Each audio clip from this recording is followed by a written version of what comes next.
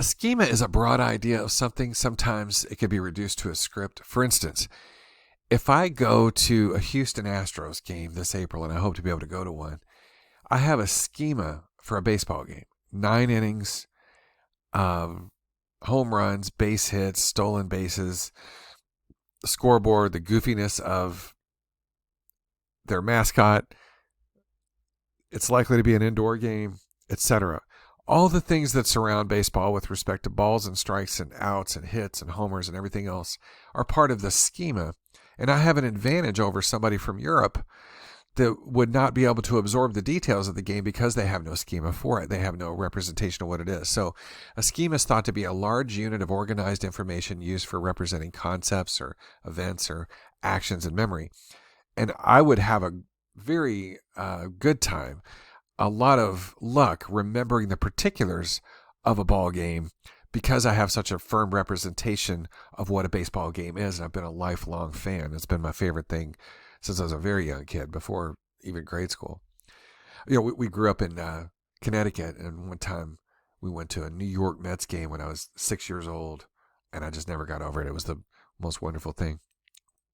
So schemas involve a more active process of categorization where fit is being assessed. For instance, there might be a new tax hike coming up. Is this part of a liberal agenda? I might say pejoratively if I didn't like it.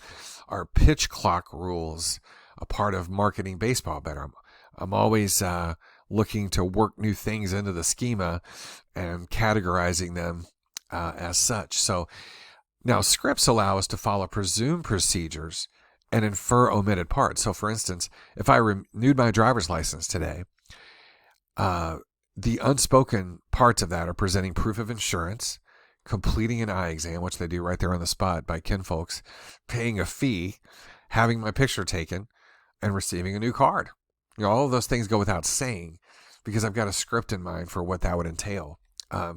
Now, when we're talking about visiting a restaurant, participants often summarize the experience similarly.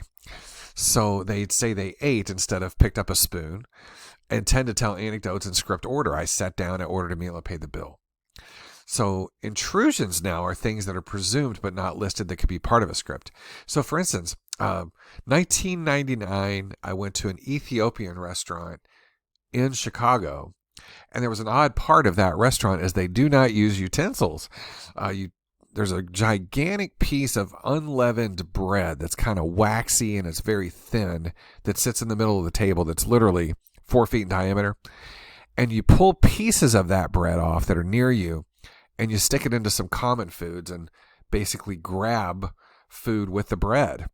So if I were eating at that restaurant, I might falsely remember that there were knives and forks because that's part of a script of a restaurant. You get it in the napkin and you unfold the napkin, etc., and release the silverware. So a script may introduce something that wasn't there. And I might falsely remember that it was. Another weird thing about that, this is almost 25 years ago, but is that when you're visiting Chicago, there's a tradition in the restaurants where you cannot have a refill on your soft drink. They'll ask you, would you like to order another Diet Coke? And what that means is they're going to charge you for another one. So I found that pretty aggressive, and I wonder if that's still the case. Now, you think of Bartlett's War of the Ghosts, where participants had a script of sorts. So somebody was wounded, and you might falsely remember that the villagers came to the aid of the wounded person. So answers to the following questions are still needed. What kind of experience lead to the formation of new schemata? How are schemata modified with experience? And how do people know which schemata to call up in different situations? These are unanswered questions, but I think the idea of a schema is pretty logical or sensible. I think that's a possibility.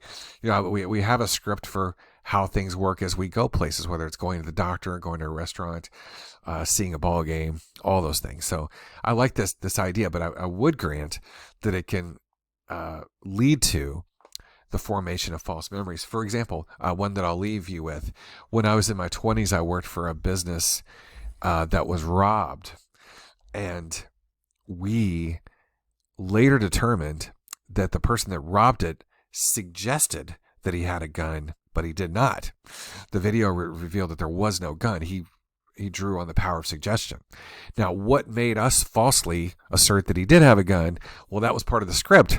Someone comes in a state of agitation and is demanding. We assume that person had a gun, which is part of a script. So it's easy to imagine how we fill in things that are not true as part of being a script, or that something that normally follows the manner in which things happen, like having silverware at an Ethiopian restaurant, which essentially doesn't exist.